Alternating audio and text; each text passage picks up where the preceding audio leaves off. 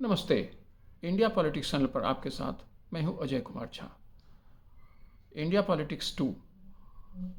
आज का मेरा विषय तमिलनाडु से रिलेटेड है। तमिलनाडु में जो चुनाव हो रहे हैं बस 2-1 दिनों के अंदर ही होने वाले हैं, और वहाँ किस तरह से चीज़ें बढ़ रही हैं, क्या कुछ होने वाला है। सच पूछिए तो इसने ज़बरदस्त एक वेव पैदा कर दिया है। तमिलनाडु में लोकसभा के चुनाव ने इस दफ़ा एकदम बिल्कुल वेव पैदा कर दिया है। आप अपने यहाँ सुनामी आ गया है, आप कह सकते हैं। तमिलनाडु के इलेक्शन को लेकर के इतनी ज़्यादा लोगों में दिलचस्पी तमिलनाडु के चुनाव को लेकर के पूरे भारत में पहले मुझे नहीं लगता कि कभी देखी गई। हो सकता है कुछ लोगों के नज़र में ऐसा हुआ हो, परंतु मेरी समझ से इतनी ज़्यादा चर्चित वहाँ का चुनाव कभी हुआ नहीं था इधर हाल के कई सालों में।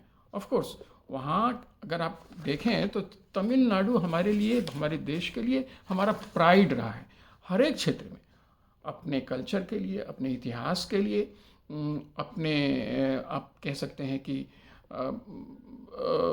कुछ भी लैंग्वेज के लिए, अपनी संस्कृति के लिए, अपने ग्रोथ के लिए, अपने इकोनॉमी के लिए, अपने सोशल पर्सपेक्टिव के लिए। अगर आप देखें तो वहाँ जिस तरह से सोशल क्रांति हुई, वो उसने भी भारत के पूरे सोशल डायनामिक्स को चेंज करके रख दिया। बाद के समय में जो चीज़ें हम पूरे बाद के जगहों पर हम लोगों ने देखा, तो उसका एक अच्छा प्रभाव तमिलनाडु में जिस तरह से सामाजिक क्रांतियाँ हुई, वो उसका कहीं ना कहीं इस पर प्रभाव पड़ा। तो ये एक लार्जर कंटेक्स्ट में मैं बता रहा हूँ। वैसे भी अगर तमिलनाडु के बारे में अगर मोटी मोटी बात की जाए तो हमें यह ज़रूर पता होना चाहिए कि यहाँ का जो इकोनॉमी है वो हमारे लिए प्राइड का विषय रहा है बराबर। सेकेंड लार्जेस्ट इकोनॉमी महाराष्ट्र के बाद यह देश का सबसे लार्जेस्ट जीडीपी वाला स्टेट रहा है। अभी अभी ही यूपी ने इसे थोड़ा पछाड़ा है, मार्जिनली यूपी आगे आ गया है, लेकिन तो उस हिसाब से तो ये थर्ड रैंक पर आ जाता है। और अगर आप देखें तो करीब करीब 28 लाख से ज़्यादा करोड़ का इसका जीडीपी रहा है। Of course per capita income की बात मैं अभी नहीं करूंगा, क्योंकि उस कंटेक्स्ट में तो हम लोग अभी नहीं मैच करते हैं कहीं भी। लेकिन हाँ, अगर जीडीपी की भी बात करें तो ये काफ़ी आगे है। और हर एक सेक्टर में, चाहे वो आप कह लें मैन्युफैक्चरिंग सेक्टर हो या सर्विस सेक्टर हो या प्राइमरी सेक्टर हो, हर एक क्षेत्र में यह आगे रहा है। सोशल इक्वेशन भी वहाँ अब काफ़ी कुछ कह सकते हैं कि उस तरह की चीज़ें नहीं रही हैं। वैसे पॉलिटिक्स में गवर्नेंस इशू बन रहा है हाल के समय में, और जहाँ तक परिवारवाद का मसला है, वो तोहमत यहाँ के पॉलिटिक्स पर भी लोग लगाते रहे हैं। यह हुई अपनी एक मोटी बात। लेकिन अगर हम देखें तो यहाँ करीब करीब जो वोटिंग परसेंटेज है वो बाय एंड लार्ज हमारे यहाँ पर इधर देखा गया है कि वो 70+ रहा है। 72, 73 इसी रेंज में यहाँ वोटर टर्नआउट होते रहे हैं। हाँ, वोटर के जो टर्नआउट होते रहे हैं वो इस रेंज में ये काफ़ी अच्छा माना जा सकता है भारत के नज़रिए से अगर आप देखें तो। और ओवरऑल अगर आप कुछ इंडिसेस के अगर हम की चर्चा कर लें और देख लें तो यहाँ का लिटरेसी रेट जो है वो 80% से ऊपर है। 80% से ऊपर है ऑफकोर्स। और ये लिटरेसी रेट ऑफकोर्स सबसे ज़्यादा तो नहीं है, केरल काफ़ी आगे है। लेकिन अगर आप इंडिया के कॉन्टेक्स्ट में अगर यहाँ देखेंगे तो इंडिया के कॉन्टेक्स्ट से काफ़ी ऊपर है। इंडिया का ओवरऑल लिटरेसी रेट जो 2011 के सेंसस से, चूँकि उसके बाद तो हमारे यहाँ सेंसस हुआ नहीं, तो उस नज़रिए से आप देखें तो 74% है। 74% के तुलना में अगर हम 81% अगर हम देखते हैं, 80 से ज़्यादा ही 1% आप और मान लीजिए तो वो भी है, तो 81% है। अब जहाँ तक मेल और फीमेल लिटरेसी रेट का सवाल है वो तो हर जगह फ़र्क पड़ता है। यहाँ भी है। यहाँ 86% मेल का लिटरेसी रेट रहा है, 73% से ऊपर फीमेल लिटरेसी रेट रहा है। बिहार से अगर इसकी तुलना करें तो बिहार में ओवरऑल लिटरेसी रेट 73% है। यहाँ फिर मेल फीमेल में अंतर है, वो नीचे आ जाता है दोनों अगर आप देखें तो। लेकिन बिहार से तुलना नहीं, मैं यहाँ की बात कर रहा हूँ, तो वो स्थिति तो यही है। बिहार, ये अगर पूरे देश की बात करें और यहाँ पॉपुलेशन की बात करें तो 7 करोड़ से ऊपर है। 7 करोड़ से ऊपर का अर्थ सीधा सीधा ये हुआ कि यूरोप के करीब करीब सभी देशों से बड़े देशों से यहाँ का पॉपुलेशन ज़्यादा है। अगर इंग्लैंड और फ्रांस की बात करें तो 6 करोड़ से ये लोग थोड़ा ऊपर हैं और उसी के रेंज में है। तो ऑब्वियसली उससे ज़्यादा है। जहाँ तक इसका जोग्राफिकल साइज़ है वो 11th है पूरे कंट्री में, 11th काफ़ी नीचे है उस तरीके से आप देखें तो। और जो यहाँ का पॉपुलेशन साइज़ है वो छठा है, और उसके बावजूद भी यहाँ की इकोनॉमिक साइज़ जो है वो सेकंड रही थी, जो अब थर्ड हुई है। तो ओवरऑल आप एक इस तरह से चीज़ों को देख सकते हैं। और जहाँ तक राजनीति का सवाल है, राजनीति शुरुआत के 20 साल तक, आज़ादी के 20 साल तक, 1947 से लेकर के करीब 67 तक कांग्रेस का डोमिनेंस रहा, स्टेट पॉलिटिक्स पर भी और नेशनल पॉलिटिक्स के इलेक्शन पर भी, के ओवरऑल कंटेक्स्ट में भी। कामराज जी काफ़ी फेमस हुए थे, और भी कई बड़े फेमस नेता यहाँ से देश के स्तर पर उभरे हैं, और उन लोगों ने काफ़ी बड़ी भूमिकाएं अदा की हैं, और अभी भी वे लोग कर रहे हैं। बावजूद इसके कि वहाँ भाजपा की पैठ अभी भी नहीं हुई है, फिर भी इस राज्य से आने वाले कई, मैंने इस इधर के जो इसके नेबरिंग स्टेट्स भी हैं, उन सब राज्यों से अगर हम देखें तो वो काफ़ी डोमिनेंट रोल इनका रहा है हर एक सेक्टर में। अब हम इलेक्शन की बात तो अभी, चूंकि ये डोमिनेंट इसलिए ज़्यादा इम्पोर्टेंट इस बार हो गया है कि यहाँ इस बार एक नया फेनोमेनन इमर्ज किया है। देखिए, अगर भाजपा की बात अगर हम करते हैं तो भाजपा यहाँ कभी भी डोमिनेंट नहीं रहा, बल्कि डोमिनेंट क्या, वो तो बिल्कुल पीछे रहा है।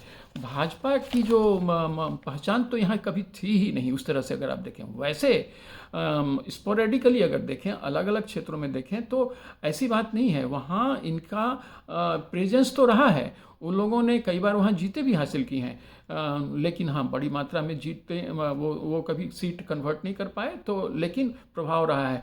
जहाँ तक कल्चर का सवाल है की बात हम करेंगे तो जो भारत का जो मूल कल्चर, जो शुरुआत से जो हम लोगों ने देखा है, बाद में तो हम लोगों ने पूरा सबमिसिव ही रखा है, तो हम सभी चीज़ों को समेटते हुए चलते रहे हैं। लेकिन जो सनातन कल्चर है वो यहाँ का आधार रहा है एक शुरुआती समय से। हालांकि अब दूसरे धर्मावलंबी भी यहाँ उनकी संख्याएं बढ़ रही हैं, और वो लोग भी बराबर बराबर का पार्टिसिपेशन हर एक पार्टियाँ उन्हें दे रही हैं। लेकिन जब हम ऐसा कहते हैं कि भाजपा की पकड़ की बात है, तो भाजपा की पकड़ वहाँ कभी नहीं रही है।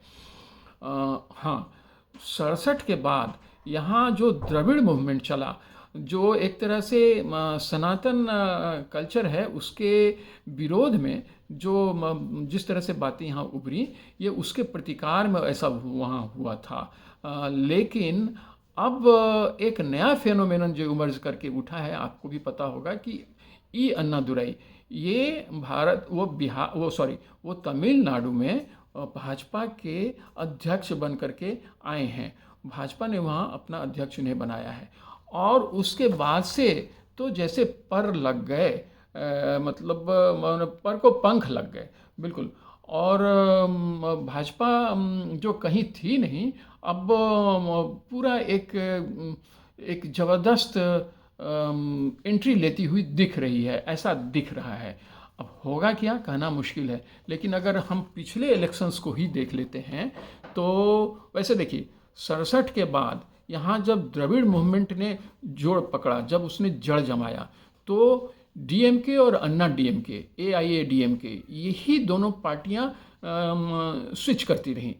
कभी ये आती रहीं, कभी वो आती रहीं, कभी ये आती रहीं, कभी करुणानिधि जी और जयललिता जी का जो स्विचिंग एक दूसरे के साथ बराबर होता रहा। और जब भी हुआ है तो पूरा लॉक स्टॉक एंड बैरल हुआ है। जो सीटें जो कभी इन्हें मिला तो जम के इन्हें मिला, अगर डीएमके को मिला तो इन्हें मिला, कभी अन्ना डीएमके को मिला तो उन्हें, एआईएडीएमके को मिला तो उन्हें मिला। अगर हम 19 और 14 की ही तुलना करें, 2019 और 14 में, तो 2019 में अगर आप देखते हैं तो जो अभी जो सरकार वहाँ 19 के बाद तो खैर वहाँ बाद में चुनाव भी हुए, लेकिन उस वक्त जो हुआ था वहाँ से जितने लोग जीत करके आए उसमें 24 लोग डीएमके से थे, 24, 9 कांग्रेस से थे, 2 सीपीआई से थे और 2 सीपीएम से थे। मतलब ओवरऑल डोमिनेंस रहा डीएमके का। और ठीक, अगर हम चले जाएं 2014 में तो ये डोमिनेंस बिल्कुल उलट गया। ये तब 2014 की बात अगर हम करते हैं तो 2014 में एआईएडीएमके कितने 37 सीट्स AIADM के लेकर के आई थी, जो कि घट करके जो कि अब 2014 में 2019 में वो DMK ने उसे पलटा मारा और वो 24 सीट लेकर के आ गई। ऑफ कोर्स वो उतनी सीटें नहीं ले पाई जितनी AIADM के लेकर के आई थी। उस AIADM ने 37 सीट लिए थे 14 में, लेकिन जब ये हारी है तो बुरी तरह हारी। और बाकी मतलब दो खेमा, AIDMK का एक खेमा रहा, छोटी छोटी पार्टियां इनके साथ लगी रहीं, और DMK का एक खेमा रहा, उसके साथ भी छोटी छोटी पार्टियां खड़ी रहीं, और सत्ता पर इनके स्विचिंग होते रहे, स्वैपिंग करते रहे वे लोग, वो तो होता रहा।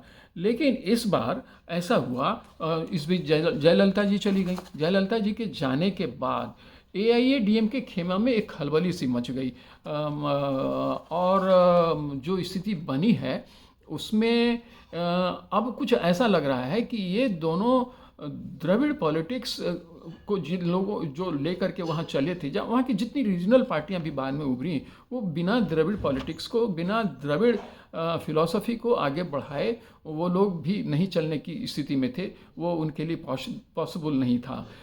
परंतु अब जब भाजपा ने अन्ना द्रमुक जब अन्ना मलाई के लीडरशिप में ये इसको उठाया वहाँ, और वैसे भी मोदी जी ने भी आने से के साथ ही 2014 से ही जब वो आए तो उन्होंने तमिलनाडु को अपने सेंटर ऑफ ग्रेविटी में रखा। पॉलिटिक्स का जहाँ तक सवाल है, वो एक ऐसा भी आया कि जब भारत में चीन शी जिनपिंग को वहीं उन्होंने बुलाया। कई बार वहाँ से शेंगोल यहाँ लाया गया। तमिल कल्चर, तमिल लैंग्वेज, तमिल संस्कृति को इन्होंने खूब उभारा है। और उसके बाद एक ऐसा वाकया हुआ कि अभी वहाँ एक यंग लीडर भी उन्हें मिल गए। वो काफ़ी रिस्पेक्टेड होते चले जा रहे हैं। उन्होंने जो कुछ भी किया है, वैसे उनका बैकग्राउंड भी कुछ वैसा ही है, काफ़ी गरीब परिवार से उठे। वो अगर वहाँ चूँकि ब्राह्मण और नॉन ब्राह्मण का भी वहाँ एक चलता रहा है, तो वो ब्राह्मण जाति से भी नहीं आते हैं।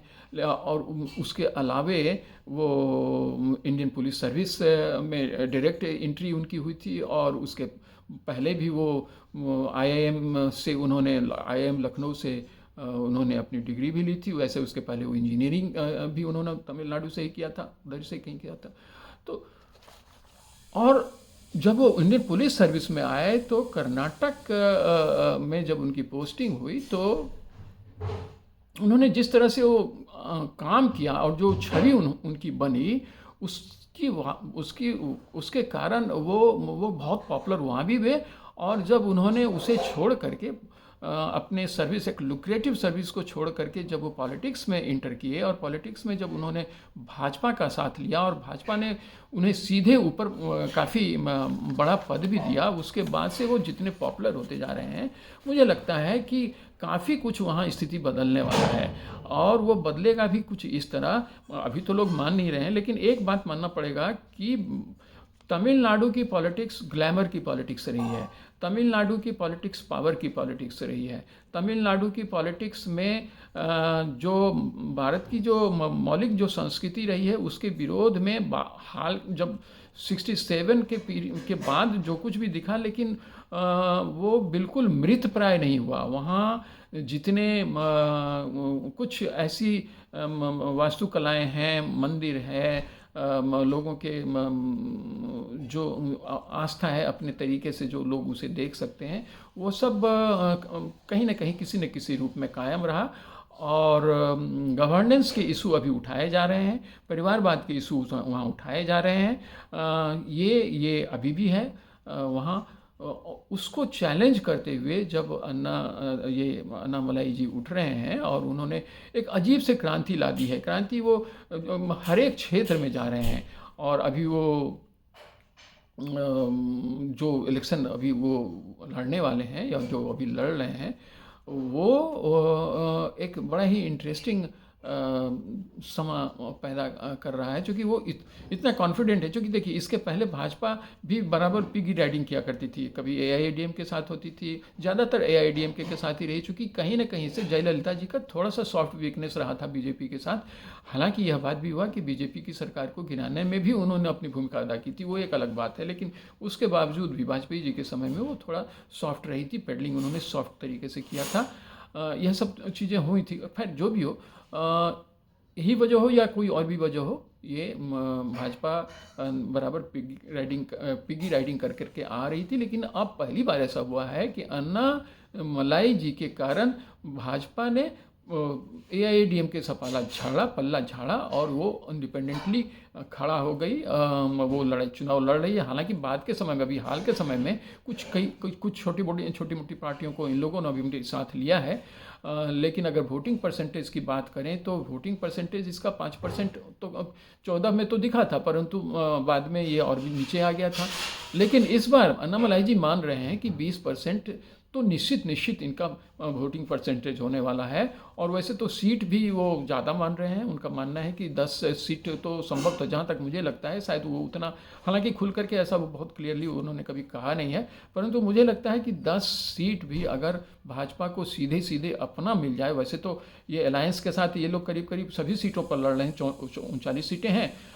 अभी जैसा कि आपको पता ही है कि सबसे ज़्यादा सीट यूपी में है, 80, इसके बाद 48 महाराष्ट्र में है, 42 बंगाल में है, 40 बिहार में है, और उसके बाद तो इन्हीं का नंबर है, बिहार का, ये तमिलनाडु का ही नंबर है। पुडुचेरी को भी लोग जोड़ लेते हैं तो उस हिसाब से वहाँ भी 40 हो जाता है। तो ऑब्वियसली इसके इम्पैक्ट पड़ने वाले हैं। और अगर भाजपा वहाँ इतना प्रेजेंस बना पाती है तो निश्चित तौर पर सदर्न पार्ट में, भारत के सदर्न पार्ट में ये जोरदार एंट्री हालांकि भाजपा पहले भी कर्नाटक में इसकी सरकार रही है और काफ़ी वहाँ से सीट पहले, अभी से भी मुझे लगता है कि शायद 28 से 29 सीटें वहाँ, 29 सीटें वो भाजपा की रही हैं लोकसभा में, कर्नाटक को अगर जोड़ लेते हैं तो। लेकिन इधर तो स्थिति नहीं रही है। केरल में भी इनका कोई सीट नहीं, भाजपा का एक सीट ही इस बार, पिछली सीट में 19 में तो 2019 में तो कुछ भी नहीं था। मैंने कहने का अर्थ यही हमारा। तो मैं समझता हूँ कि लोकसभा का चुनाव तमिलनाडु एक बहुत ही ज़बरदस्त रिजल्ट देने वाला है, मैं यही मानता हूँ। Please subscribe my channel, like my channel, and share my channel.